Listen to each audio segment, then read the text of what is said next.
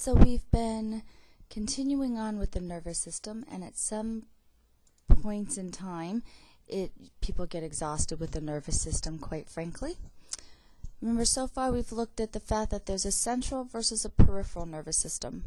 Central nervous system is brain and spinal cord, and we looked at the structure and function of those two organs. Peripheral nervous system is sensory and motor neurons. And then within the motor neuron division, you have autonomic and somatic. So let's take a brief review of what we looked at with the peripheral nervous system. We started out first by saying that peripheral nervous system is spinal nerves and cranial nerves. These nerves can be purely sensory fibers, they could have purely motor fibers, or they could be mixed. They could have sensory and motor fibers traveling on them. A nerve in and of itself is a pretty large structure, thousands of axons altogether. And the way it works is this.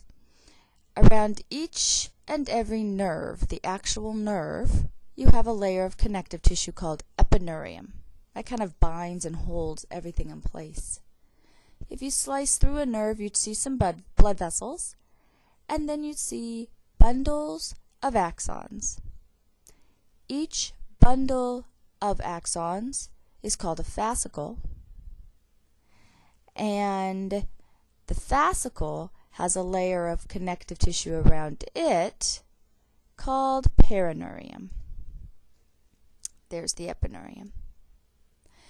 If you go inside a fascicle and find those hundreds of bundled axons, you could look at an individual axon in its myelin sheath and see a layer of connective tissue around the individual axon, each and every one. That would be called endoneurium. Endoneurium is the gray stuff that's on the model in lab.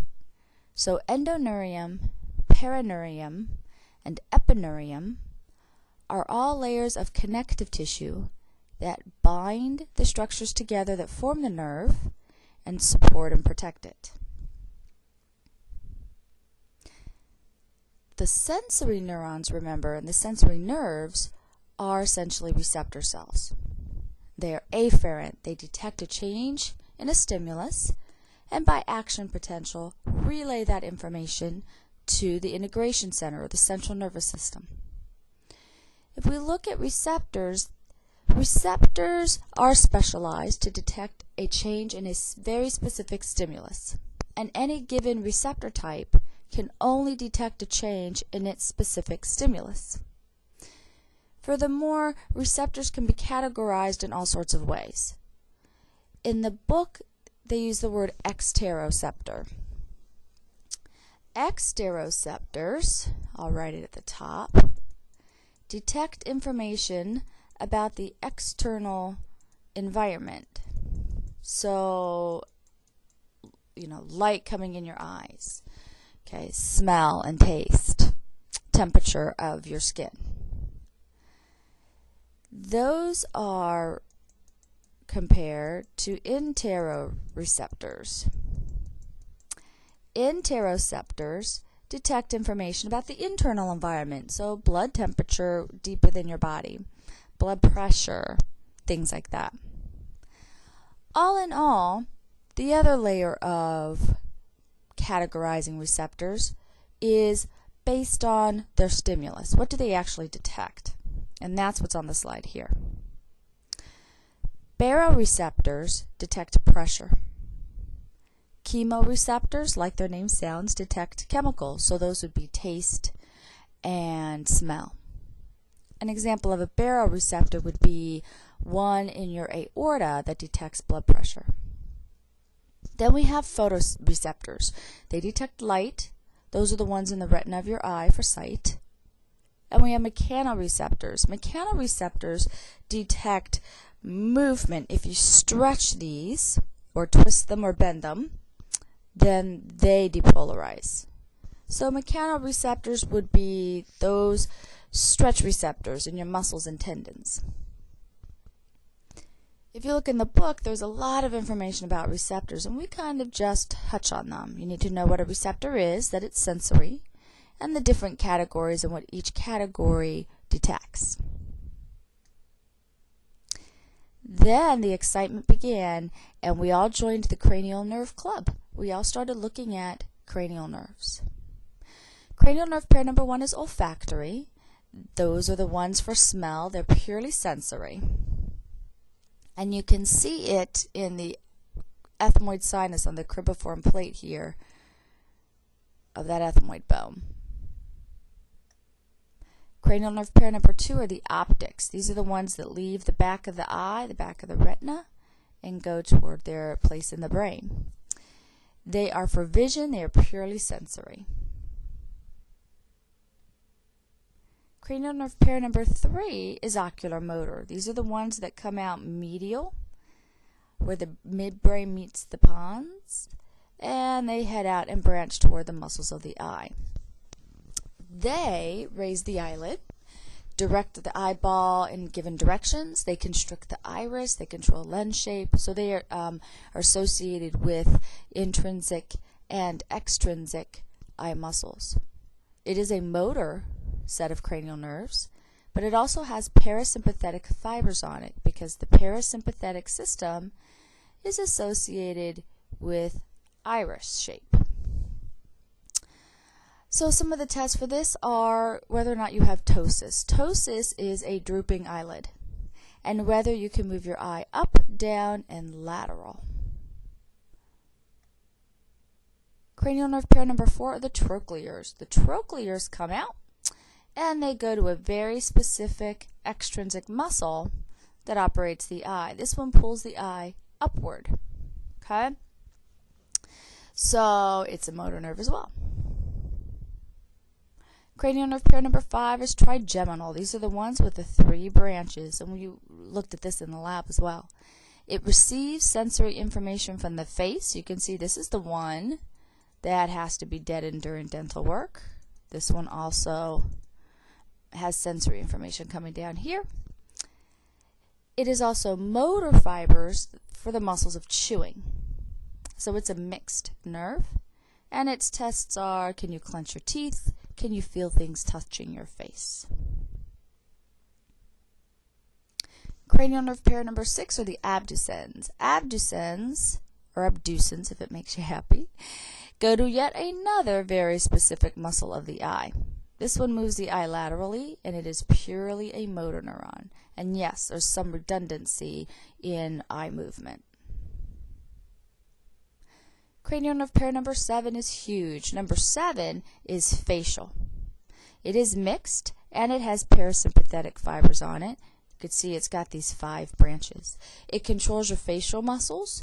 It is also taste from the anterior 2/3 of your tongue. The facial nerves tests, are whether or not you can taste and if you can smile. You can also see why it's got parasympathetic fibers on it, because it goes to 2 sets of salivary glands. Cranial nerve pair number 8 is vestibulocochlear. It's for hearing and balance. It's purely sensory. So its tests are whether or not someone can hear properly, or if they lose kind of high-end or low-end sound, and if you can walk a straight line or stand balanced. It is so named because of the 2 parts. The vestibule here is responsible for the balance. The cochlea over here is responsible for hearing. The next cranial nerve, number 9, is glossopharyngeal. Glossopharyngeal also goes to a salivary gland. So that's digestion. That means parasympathetic fibers. Other than that, it's purely motor. It operates the muscles for your gag reflex, for swallowing, and for speech. So the tests for that are whether or not someone can swallow, and when you open your mouth and go ah, and you look at the uvula, the little thing hanging down back there, if this cranial nerve function is impaired, then the uvula deviates. It kind of turns to the side. Cranial nerve pair number 10 is the vagus. This is the huge one. It's the only one that leaves the skull and has branches to the major organ systems of the body.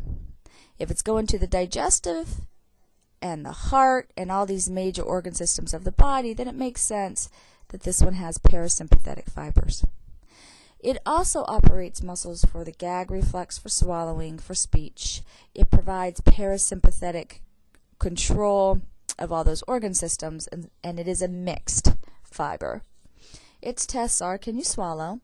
And does your voice sound nasally? Like, does it sound like that? Cranial nerve pair number 11 is the accessory. This one is a motor nerve that operates the muscles of the back of the neck here and on the sides of the neck. These muscles rotate and flex your head. They also elevate or raise your scapula.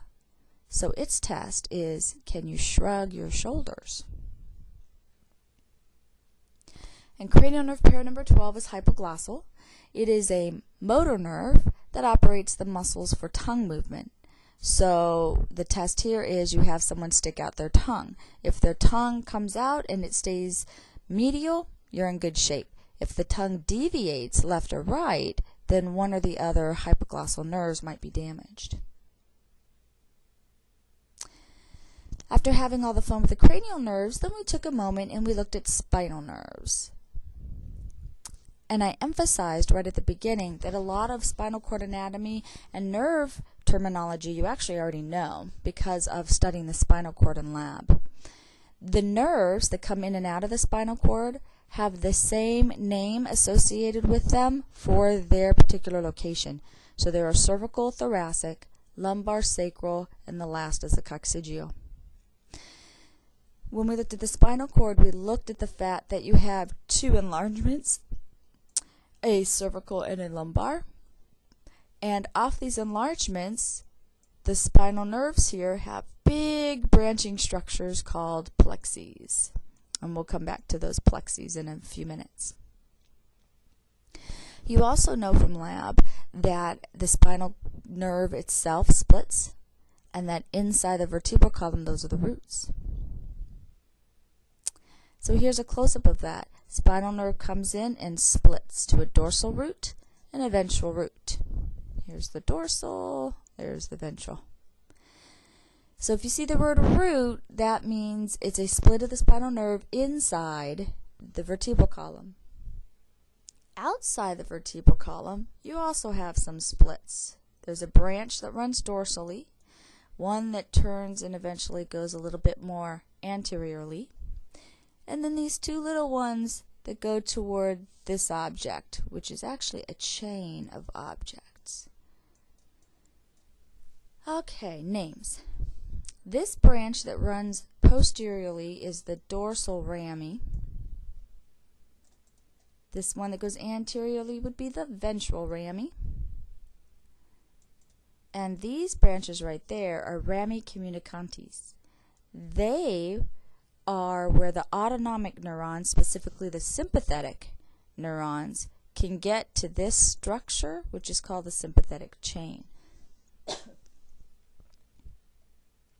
So again, we have dorsal root and ventral roots inside the vertebral column, branches of the spinal nerve. We have a dorsal ramus, that's a branch outside the vertebral column that runs dorsally. We have a ventral ramus, another branch of the spinal nerve outside the vertebral column that runs anteriorly. And rami communicantes, little branches right off the spinal nerve outside the vertebral column that take you to the sympathetic chain ganglia. The sympathetic chain is a connected series of ganglia. Ganglia are collections of cell bodies. They are where you can perform synapses. And this sympathetic chain runs up and down either side of the vertebral column. We'll come back to the concept of the sympathetic chain when we look at the sympathetic nervous system. Well, it turns out that off those ventral rami in the cervical, brachial, lumbar, and sacral areas, you have big interlacing networks of branched nerves. and those are called nerve plexes. And there are four: a cervical, a brachial, a lumbar, and a sacral. And remember, these branch off ventral rami. So let's take a look at each of those. The cervical plexus. The cervical plexus nerves innervate the neck, the ear, the back of the head, and the shoulders. One specific one I mentioned is actually way down here. That's the phrenic. It has sensory and motor fibers for the diaphragm. The brachial plexus is rather big, and you can see it's divided into roots and trunks and divisions. The brachial plexus operates the superior appendage, and I named three: the radial, the ulnar, and the axillary. And I ask you, which of these three is actually your funny bone? This is the nerve you hit when you hit your elbow and it hurts and you say, "Ow, I hit my funny bone." I'm not going to say. You have to look it up if you weren't in class. The third one down is the lumbar. The lumbar innervates the thigh, the abdominal wall, and a set of muscles called the psoas, which helps you flex your thigh. You can see it's huge. There are two nerves that I mentioned. One is the femoral, that's this one, with all these branches in the thigh, and then it goes toward the knee, and then it goes down to the leg, and even in the foot. And then I also mentioned the obturator. The obturator innervates the inside of the thigh. So femoral, kind of medial, lateral thigh. Obturator, medial thigh, extreme medial thigh. And lastly, we have the sacral. Sacral innervates perineum, which is the floor of the pelvic cavity, your lower limb, and your buttocks. Not so much the thigh, but the actual leg, because you can see all the branches down here. A major nerve off this plexus is the sciatic, and we talked about the importance of being careful of the sciatic. The other thing I mentioned is that there are other branches off the spinal nerves that are cutaneous branches, from C2 all the way to the last one. These cutaneous branches innervate specific areas of the skin, and those specific areas innervated by these cutaneous branches are called dermatomes. Now that you understand the cranial and spinal nerve anatomy, we can go back to the concept of reflexes. We did them more in detail in lab, so we're going to go over them briefly here. A reflex is a rapid, automatic, predictable response to a stimulus. All reflexes exhibit a reflex arc, and the arc always has the same components. It's always a receptor that detects a stimulus, sends information by action potential along a sensory neuron to an integration center where it synapses. You may or may not have an interneuron. The efferent action potential travels along a motor neuron to an effector organ where you get a response. It happens the exact same way every single time. That's why it's predictable. Once the stimulus occurs, it happens to its end, which is why it's automatic. It's rapid because it's action potential. You cannot block a reflex. You can inhibit the effector organ, but you can't block the reflex. And then we started going through some of them. In lab, we looked at the patellar reflex. It is a kind of stretch reflex. These are there to maintain muscle tone, to help prevent you from overstretching a muscle. They're ipsilateral and monosynaptic, and their receptor is something called a muscle spindle. We also looked at the Golgi tendon reflex. A Golgi tendon reflex is there to prevent you from overstretching the tendon. These are ipsilateral and polysynaptic. Their receptor is called the Golgi tendon organ, and the effect here is to kind of relax a muscle. One muscle gets relaxed, and then an opposite muscle gets contracted. In lab and in lecture, we talked about the flexor crossed extensor. This is the one that's two reflexes in one. It's a flexion reflex and an extension that's contralateral. Because it's contralateral, it has to be polysynaptic. And then we had fun with a few others. We talked about the Babinski or plantar flexion reflex. Under the age of 1, if you stimulate the side of the foot, the toes kind of flex or point up. After the age of 1, the toes should bend down or curl up. So on this picture, that's an adult. Is that normal or not normal? And that's actually a child over the age of 1. Is that normal or not normal? There's an ankle jerk reflex where if you stimulate the calcaneal tendon, its lay name is Achilles tendon, then the foot flexes. And we had fun playing with the pupillary reflex in the lab. Remember, pupillary is actually a cranial. All the other ones we played with were spinal.